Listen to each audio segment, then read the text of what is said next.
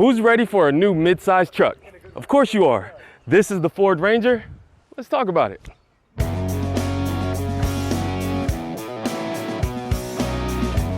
The last generation of the Ford Ranger had been sold globally long before the US began its sales in 2019. So we in the States missed the period of that generation getting a bit long in the tooth. But now we get to see the new 5th generation of the Ranger take off. Built atop the same platform as the Bronco, this mid-size truck has been redesigned from the ground up and slots in between the smaller Maverick and the larger F-150. Ford greatly took into account what their customers want in terms of having their truck look tough and rugged, but also having great functionality. The new Ranger has a more muscular design with a sculpted hood, functional fender vents, and a front fascia bearing a resemblance to the F-150.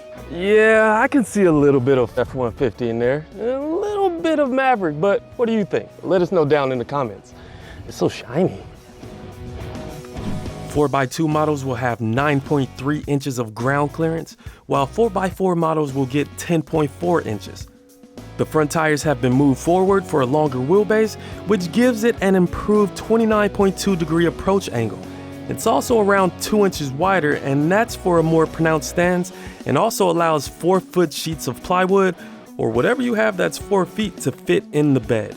Payload capacity has a 1,805-pound max, and the cargo area has tie-down points to secure loads. The tailgate doubles as a workbench with a ruler, clamp points, and a bottle opener. There's even an available box-mounted side step for quick access into the bed that's wide enough to accommodate both feet and can support up to 300 pounds.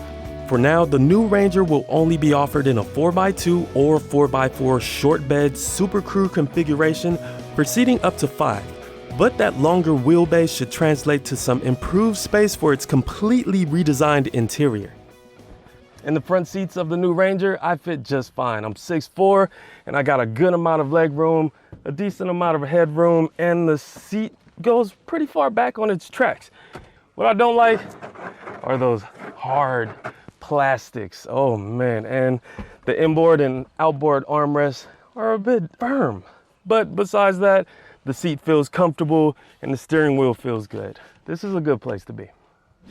And coming to the back, behind my ideal seating position, again, I'm 6'4", seated behind myself, and I have a little bit of leg room, and my boots fit under the seat, but I really like how soft the back of the front seat is. And you sit a little bit upright, and your outboard armrests are still firm.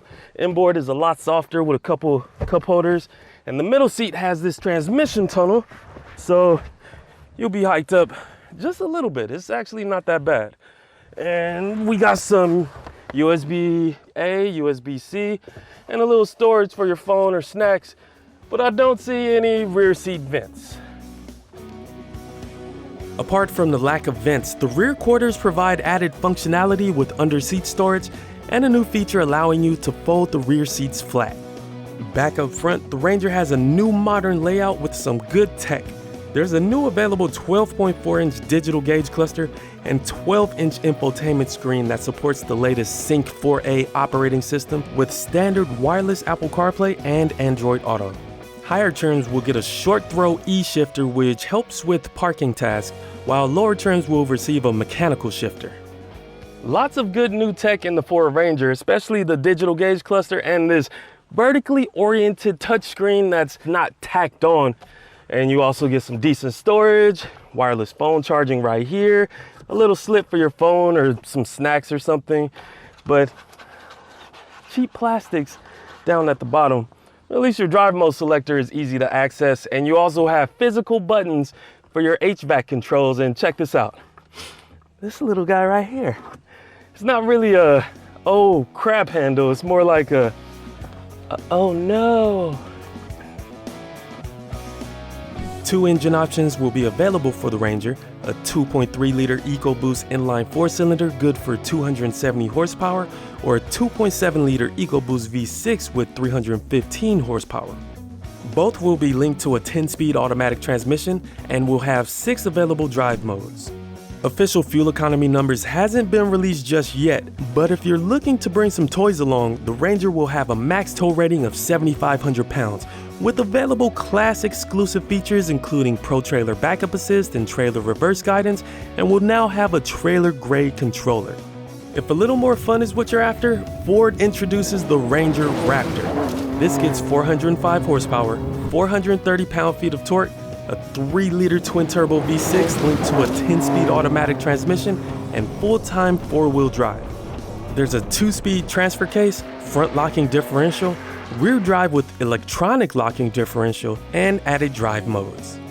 Maximum towing and payload go down to 5,510 and 1,411 pounds respectively, but who cares because you get those Raptor decals, 10.7 inches of ground clearance, cast aluminum running boards, 33-inch tires with 17-inch bead lock wheels, and Fox live valve shocks. Even the inside looks exciting with bright contrast trim pieces on the dash and the Raptor logo on the seats and steering wheel. Looks like something I wouldn't mind testing out. The new Ranger will include Ford Copilot 360 with available features like lane centering, blind spot monitor with cross-traffic alert and trailer coverage, pre-collision assist with automatic emergency braking, active park assist 2.0, and forward collision warning. Sorry, Blue Cruise won't be available on the Ranger, but adaptive cruise control with stop and go is optional.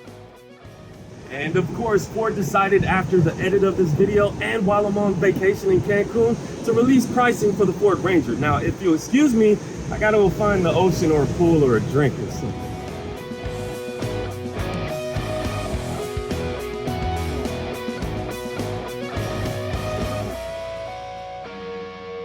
There will be 3 trims available: XL, XLT, and Lariat. Well, 4 trims if you count the Ranger Raptor. Lower trims will have rear-wheel drive, 17-inch wheels, cloth seats, 8-inch digital gauge cluster, and 10-inch infotainment screen. Higher trims will have the integrated side steps, 18-inch wheels, 400 watts of in-bed power, zone lighting which uses the Ranger's exterior lights for 360 degrees of illumination, leather seating, larger digital gauge cluster and infotainment screen, 360-degree camera, wireless charging, 10-speaker premium audio system, and that E-shifter. The higher trims can also get add-ons like a chrome appearance package or the FX4 off-road package, which has standard trail control and a button to access off-road screens that display driveline, steering wheel angles, and the front camera. Looking to upgrade your midsize truck? Well, KBB can help. We'll give you your car's value so you can trade it in and get the new Ford Ranger or any other midsize truck. KBB.com, click the link above for more details. The Ranger looks to compete with the new redesigned Chevy Colorado, GMC Canyon, Nissan Frontier, Honda Ridgeline, and of course the Toyota Tacoma. There's plenty of competition, but the Ranger presents a lot of class exclusive tech, engine options, and a Raptor.